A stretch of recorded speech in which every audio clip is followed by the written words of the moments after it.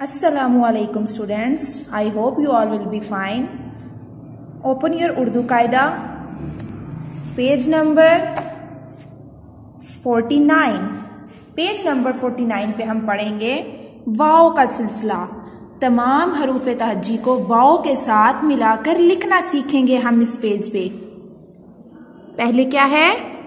बे की आधी शक्ल वाव, बे वाव बू, पे वाव पू। पे की आधी शक्ल लिखी, फिर उसके साथ वाव को जोड़ दिया, पे वाव पू। ते वाव तू। जीम वाव जू, जीम की आधी शक्ल पहले लिखेंगे, फिर उसके साथ वाव को जोड़ के लिखेंगे, जीम वाव जू। चे वाव चू। दाल वाव दो, दाल वाव डो।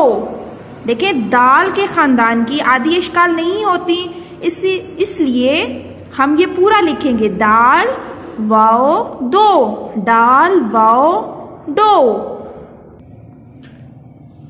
टे की आधी शक्ल वाव, टे वाव टो। टे की आधी शक्ल लिखेंगे, फिर उसके साथ वाव को जोड़ के लिखेंगे, टे वाव टू। चे की आधी शक्ल वाव, चे वाव चू। रे वावड़ू। अब हम 3 हरफी अल्फाज लिखना सीखेंगे। बे वाव बू, लाम बूल। टे वाव तू, रे तोड़। टे वाव टो, काफ टोक।